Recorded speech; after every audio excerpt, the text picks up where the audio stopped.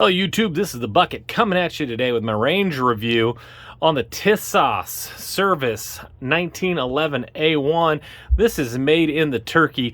I'm a big fan of inexpensive firearms that are built well constructed.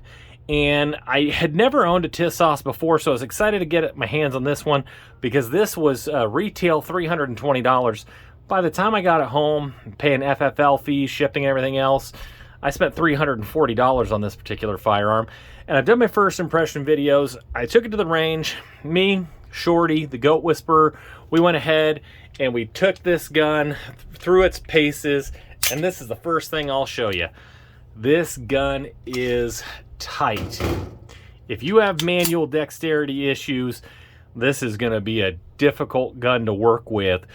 Straight out of the box, got it from the manufacturer, well oiled, but man, it is difficult. That detent that you have on the inside of that gun is real tight. So if you have dexterity issues, you're going to want to think twice about this gun or realize that you're going to have a real break-in period. So a lot of guns, when you buy a SIG, when you buy an H&K, the gun was made, it was checked, fine-tuned, everything was made sure that it was working smoothly in the way it should be. And sometimes on less expensive firearms, that's one of the things that you're giving up on. It was clear that this has been manufactured well, but its tolerances are a little tighter than what I would have wanted to see.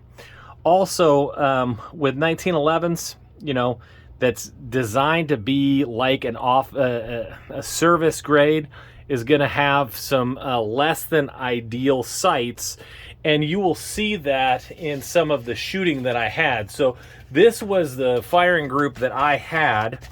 I got them all, it's probably 7 to 10 yards. I got them all on the plate, and I had some good hits, but I had a little flyer here that wasn't ideal. And when you compare to the other guns that I had, like the P30L, you know, I had 5 on target, and I actually had a keyhole on this one. So it wasn't just me shooting. So one of the things that you'll look at with this particular firearm, especially if you buy the service, the military style sights are not ideal as far as accuracy. Now there is a ledge on here, so you could paint that, get some UGD 11 on it, and it could be something that you could definitely work with. That being said, I could still hit with it. That wasn't a problem. And with it being tight, I still could function. It still functioned correctly. But the bigger problem that I had with it is I was having some double feeds with it. And that is not ideal. And it was about a double feed every mag. And I was running Angel Fire, factory remanufactured 45 ACP ammo, and I'd picked this up on a trade a couple years back, and it looks good. It looks like good stuff. And like I said, I was having a double feed every single time. And one of the things that I was excited about with this Tisas is look at those glorious letters, MECGAR. That is a Metgar mag, and those are high quality magazines. And luckily, Shorty went ahead and he felt bad that he was going to be shooting my gun, and so he went and bought some Remington green and white box so he wouldn't be using my ammo. And I don't remember why, but I loaded that mag up and it fired flawlessly. I put probably close to 50 rounds. That Remington green and white box didn't have a single problem. So I went ahead and I took out some CCI Blazer aluminum case ammo. It ran like a champ. Went and took out some of my Winchester white box 45 ACP, ran like a champ. So what can we tell about that?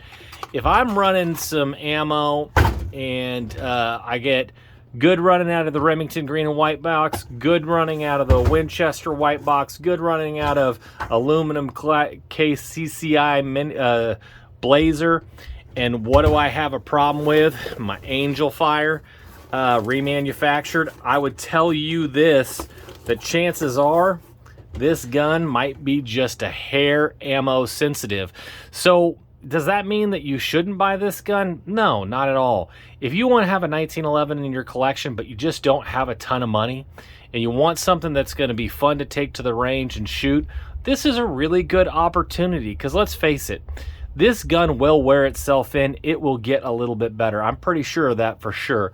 Could you go ahead and buy some fingernail polish and get a little bit better on the sights? Yeah, for sure. That's definitely something you could do.